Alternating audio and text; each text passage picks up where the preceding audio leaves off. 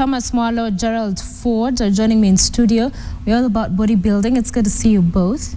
Yeah. So Thomas, you're a fitness instructor and bodybuilding consultant. Yes. And Gerald is a CEO, Hard Boys, security consultant, bodybuilder, and wrestler as well. How did you get into the field? We'll begin with you, Thomas. I would say it started way back in 2003. Mm-hmm. And I just walked into a gym and started training. I didn't even know what I had as a passion. So 3 years down the line, I decided to now start doing the bouncing thing. Mm-hmm. So I became a bouncer. Then from there, I decided, no, well, I can be more than this. Mm-hmm. So I got into practice and went to school, got my certificate for fitness instructors. Yeah. And now that's what I'm practicing now. Okay. Yes. You mentioned becoming a bouncer. How does one become one exactly? How does that work? You're a huge guy and then you hear the people looking. How is it that you qualify to become one? Actually, when I started, I didn't even know I would become one because once I started gymming, and then all of a sudden I could see my arms getting bigger, and now guys would call me for jobs like, you know, what you can come and assist us on this. It doesn't have any like good criteria for just becoming one, but once you've got the looks, that's exactly what is needed. Okay. Yeah. At least an intimidating look. Gerald, what about you? How did you get started? The starting of bodybuilding, I started when I was in high school. So when I was in high school in Nyanza, we used to have some stones inside the dormitory. So I used to carry them, and then after that I used to play basketball too. So I developed muscle at the time I was in Form 2. So during the holidays I could come and do some security at reggae clubs, and by that time I would get that people could appreciate what I do. And then also on those days, you know, when you are a bouncer, you know, you're like a celeb in the area where you stay. So it encourages me more. Then after that, when I finished high school, I wanted to do something different. I started looking for work. Then I find that this is not where I am supposed to be. After that, I decided, that was now in 1998. I said now I need to do something which I can do even far more to whatever I have. So I decided, no, I asked myself, yes, now I've been doing this bounce. I've been a bouncer for a while, but I asked myself, how long will I be a bouncer? And I realized that as the time goes, you cannot just be a bouncer. So I decided, I need to do something which relates to bouncer, and also something related to security. So I decided to have a company called Hard Bodies. And when I started it, I realized that people were appreciating it, and also I could get support from local artists. I could remember way back those times that we used to have Pox Pressure. Pox Pressure used to support me a lot, and also Gidi Majimaji. They used to insist that any event which they are going to sing, because they were big guys at that time, Hard Bodies must provide the security. So I used to treat them well when they come to the clubs which I am in. So it was very easy for me to get the jobs, and also again people could appreciate what I do. Okay. So that is how I started. All right. Yeah. Thomas, when you're talking about fitness, is it something many Kenyans are getting accustomed to? Do they understand the importance of just ensuring that one is fit, or is it still a few people that have that appreciation? I think most Kenyans still do not have much information about fitness. As much as, yes, few Kenyans, I would say, that are trying to get so much into it now. But I think we still have to do a lot of work into sensitizing fitness and health, because we are still lagging way behind. There are a lot of things that we can actually avoid. There are a lot of related diseases that we can actually avoid just through fitness itself. But I believe that there is still information that we are not giving the Kenyans. The Kenyans are looking for that information. And the sources that are helping us get this information are getting kind of expensive. For example, today a normal gym will cost you like about 5,000. A normal Kenyan person would want something more simple, not expensive, but can also help them get fit. So the perception we have as Kenyan is that you have to be in a gym for you to be fit. There are other avenues that actually you can look into, that you don't have to get into a gym so that you can be fit. There's so many other avenues, but that's what we need to tell Kenyans. And what does it take to get you guys pumped up? You're quite pumped up, and there's always, especially with bouncers and security people, that they, will use drugs or enhancers. How is it you keep that, by just simply working out? Okay, the truth about the using of drugs, that is just a perception of people. But there are those who use enhancers. Yeah, there are those who want shortcuts. Yeah.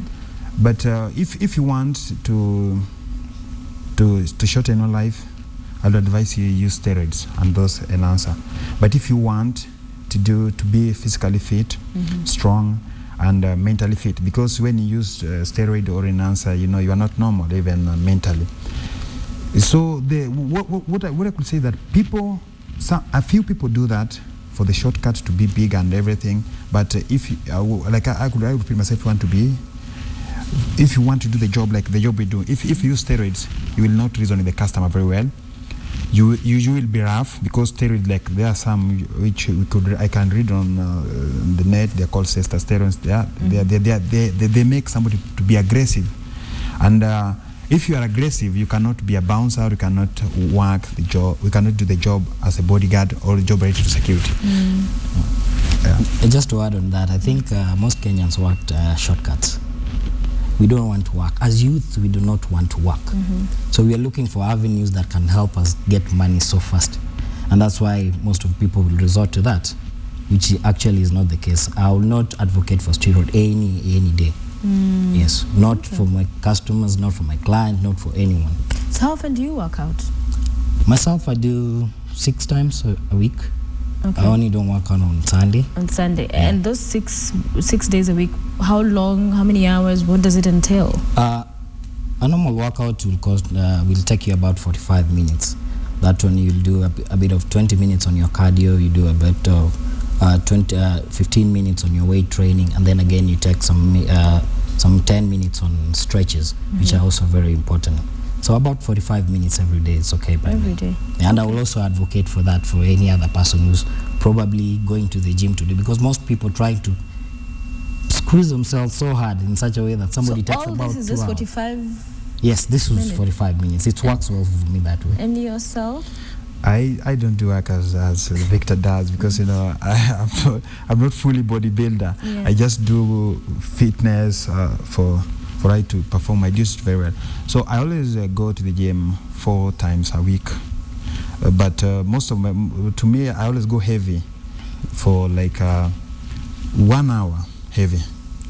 Yeah, I only go heavy for the strength, because as our job, how it entails, you need a lot of power. A lot of power sometimes to challenge. But sometimes, we are cool guys. I don't do like that. Okay. Yeah. How come there are very few women in this? We don't see women bouncers. Why is that? This is just a stereotype because it's a woman. Nobody will imagine, she's going to keep it tight or down, hold it down for security. Or is it that women don't want to look puffed, big? I think that's a very good question. It's the same way that in salons we have so many women into that business. Nowadays there are very many men as well. Thank you. And that's why I'll try as much as possible to encourage women to get into fitness and health. That's where we are headed now. It's the big thing now. So my campaign will to encourage more women to get into that, because again, if you look at the health issues, women again have more health issues than women.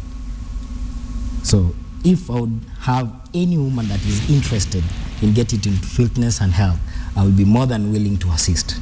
Yes. But in the past, why do you think it has not been the case so far? Why don't we have women? What do you think is the reason? To me, as I've been I can remember way back, we have been having women in the security field. It's only that there are quite a few. But the number is growing. Like if you see nowadays in the event or in wherever you offer security, it is a mandatory. You must have a woman to do the search for women on the bag, and you have to. It is a gender sensitive issue because the security situation now. You must have a woman to search ladies and also to take control, because even the law is very clear. Where if a woman brings trouble in a premise or in an event where you are, the woman must be handled by a woman.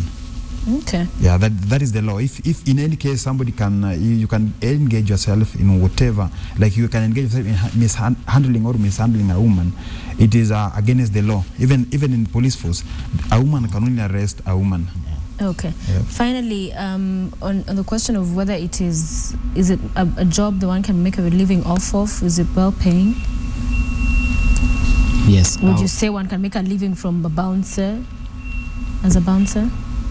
Yes, I think it's a job that is well paying, but I think I only have a problem with in terms of management, because most employer, they look at you in a certain way that, like, maybe you've not gone to school and that's all what you know. You're pumped up, and so they take advantage of that. But I think it's a job that, if it's well organized, it's a well paying job. It's a job like any other job.